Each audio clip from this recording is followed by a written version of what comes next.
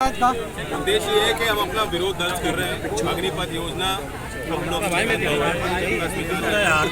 और ये आर्मी के साथ खिलवाड़ हो रहा है, देश की रक्षा के साथ खिलवाड़ हो रहा है, देश के नौजवानों के भविष्य के साथ। इसलिए हम इसका जमकर विरोध कर रहे हैं। लगातार युवा पंचायत हमने देखी है, कार्यक्रम पीछे का मोबाइल। क्या लगता है आप विरोध भी कर रहे हैं, लेकिन जो सरकार है अपनी पड़ी हुई है, अब अग्निपथ योजना लगी, उससे पहले भी किसान आंदोलन भी हुआ था। क्या लगता है? देखिए, सरकार दिखावा करती है। असल में सरकार को भी संवेदनशील रहना पड़ता है। जो भी जनता में चीजें चलती हैं, और आगे बढ़ेगा और विरोध आगे बढ़ेगा तो सरकार तक वो बात जाएगा, मैसेज जाएगा, और सरकार को उससे फिर सुनना भी पड़ेगा। लोकतंत्र है देश में, हिटलर से ही नहीं चलेंगे।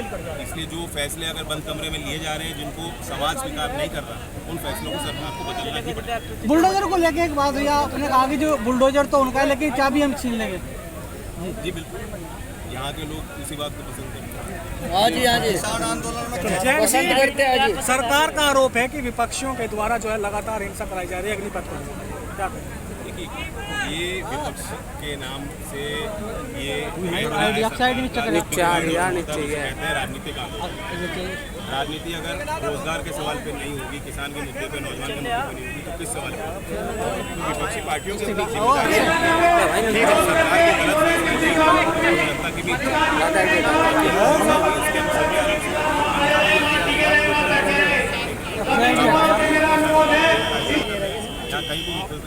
कन्हैया की हत्या को लेकर बवाल हो रहा है।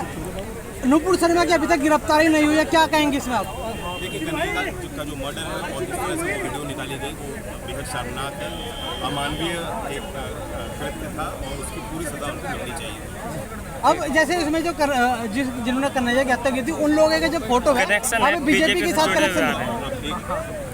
दिमाग का पर्दा जब बंद हो जाता है तो फिर ऐसे ही विचारधारा से लोग जुड़ जाते हैं। जो बीजेपी में जाते हैं उनको ट्रेनिंग मिलती है इन चीज़ों की। अभी तक नुपुर शर्मा की गिरफ्तारी नहीं, और काफी समय से लोग विरोध कर रहे हैं कि नुपुर शर्मा की गिरफ्तारी नहीं। क्या लगता है, क्या लापरवाही रही है? ब्लास्फेमी लॉ में इंडिया में स्वीकार्यता नहीं है। अभिव्यक्ति की आज़ादी का भी अपना एक तर्क है, इसलिए मैं ये नहीं कहता, मैं ये मांग नहीं कर रहा हूँ कि लेकिन उनको संवेदनशील रहना चाहिए था। अभी सुप्रीम कोर्ट ने भी जिस तरह से जजमेंट सुनाया है, और जजमेंट में हालांकि लिखा नहीं, लेकिन उनकी बोली थी जज की काफ़ी स्ट्रिक्ट है। को भी इसमें सोचना चाहिए। हम सबकी जिम्मेदारी होती है समाज के आगे, जो हम शब्द का प्रयोग कर रहे हैं, उन्होंने सच में आग लगाई देश में। अब देश का जिम्मेदार हैं। अब देश का माहौल बदल रहा है, कहीं ना कहीं किसी न किसी को लेकर विवाद होता है, जैसे नुपुर शर्मा का जुमे पर काफी टीवी डिबेट्स के माध्यम से एक चर्चा बनाने की यहाँ पर उपस्थित हमारी दादी हल्ला बोल टीम की मेंबर है, मैं उनसे आग्रह करूंगा वो भी आए। आदर्श को मानने वाले लोग हैं। हिंदू मुस्लिम के झगड़ों में बढ़ चढ़कर कोई हिस्सा नहीं लेना चाहते। ठीक है। खासतौर से मुजफ्फरनगर की धरती से बहुत गंभीरता से इस बात को लगा निपटाने के लिए योजना लाए हैं। ये अग्निपथ योजना नहीं है, तो ठगी योजना, या आपको ठगने के लिए योजना लाए, या आपका हक मारने के लिए योजना लाए। ऐसी योजना को हम स्वीकार नहीं कर सकते।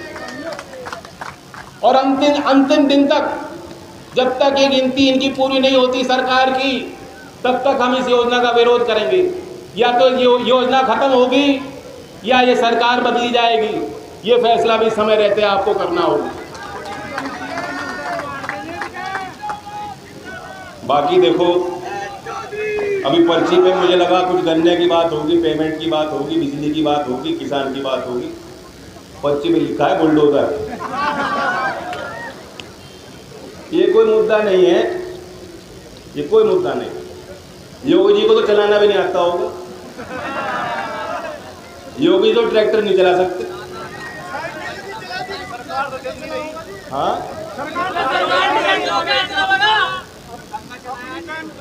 टेंशन ना करो, बुलडोजर स्टार्ट ये करेंगे, चाबी हम ले लेंगे, चाबी हम खोस लेंगे इनसे। सबसे बड़ा सवाल आज देश के सामने रोजगार का ही है। बहुत बड़ी चिंता लोगों की है, नौकरी नहीं मिल रही। 2018 में अर्धसैनिक बलों की नौकरी निकाली थी इन्होंने, 55,000 की भर्ती, और नागपुर से पैदल चल के दिल्ली आ रहे हैं बच्चे।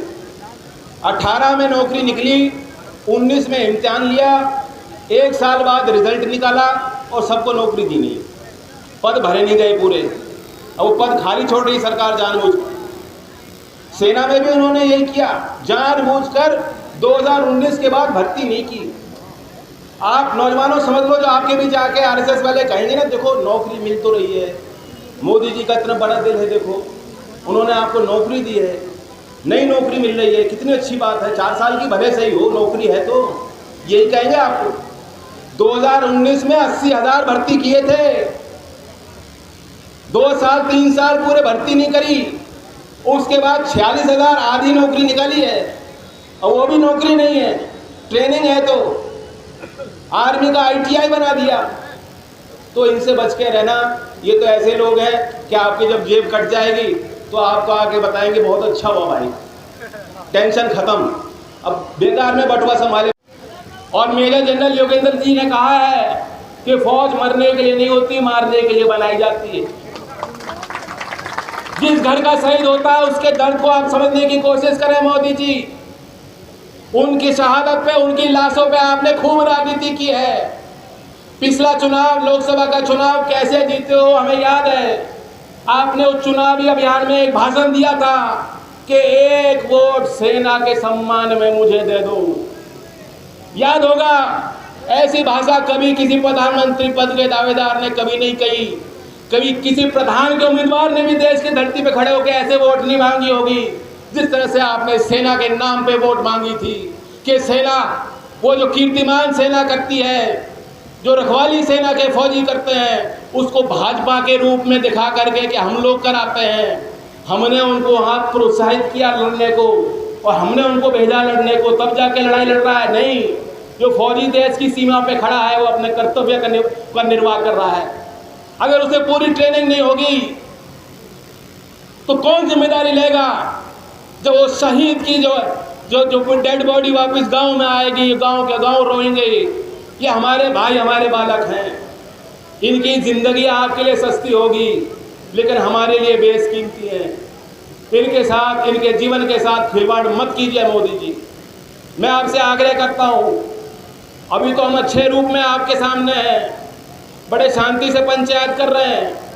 आप तो बताया जाता है कि बहुत जिद्दी हो, लेकिन मुजफ्फरनगर का आदमी तो आपसे ज़्यादा डबल जिद्दी है।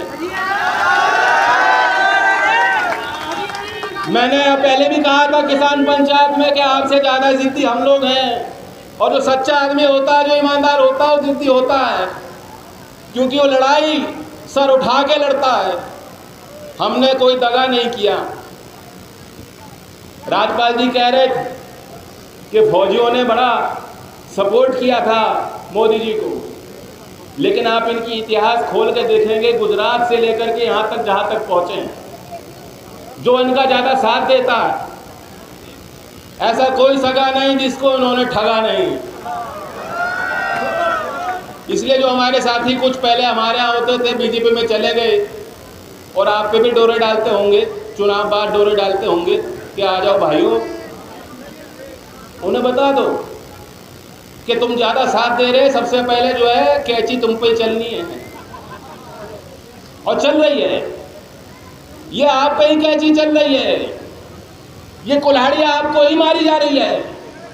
पंजाब, राजस्थान, हरियाणा, उन प्रदेशों पे जिन क्षेत्रों ने किसानों के लिए लड़ाई लड़ी, और मैं विरोध इसलिए नहीं कर रहा, अभी कोई चुनाव नहीं है, अभी कोई वोट का मसला नहीं है,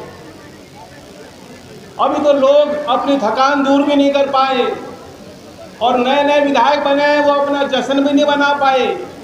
अभी कोई चुनाव या वोट का मसला नहीं है। अगर हम लोग पंचायत कर रहे हैं तो इसलिए कर रहे हैं क्योंकि हमें लगता है गलत, लेकिन हमें और आपको सतर्क रहना, ये एक शुरुआत है।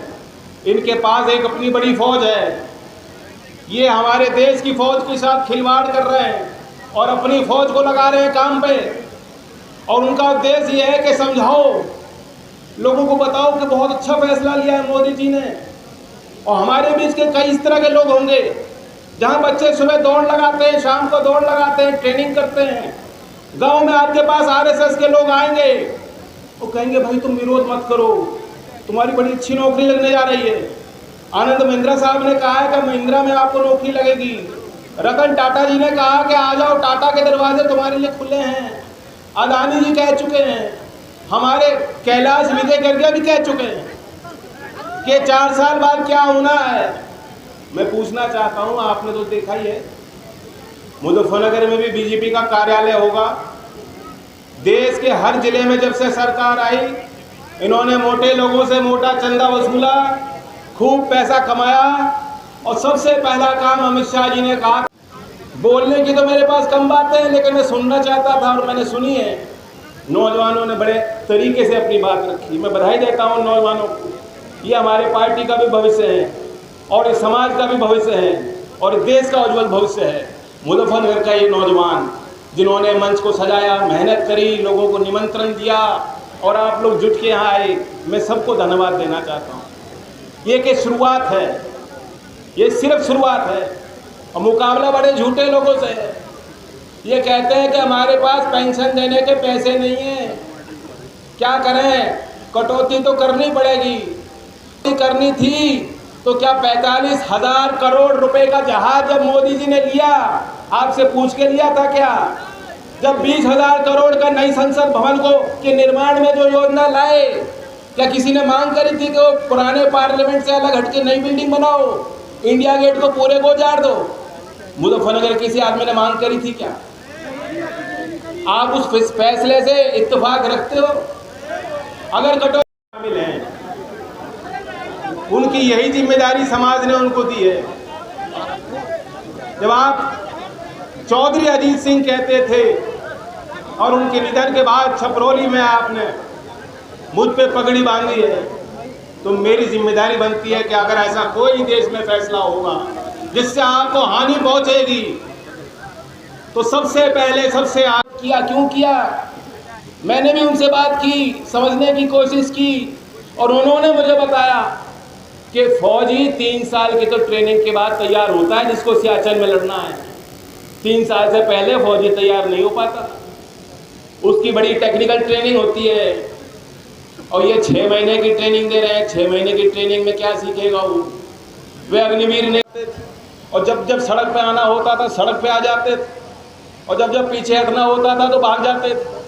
तो असल गुरिल्ला युद्ध तो नौजवानों ने लड़ा किसानों के लिए, क्योंकि वो जानते हैं वो हमारे परिवार के सदस्य हैं। और आज इन पे आँच है, आज इनके ऊपर खतरा है, आज इनका भविष्य दांव पे लगा है।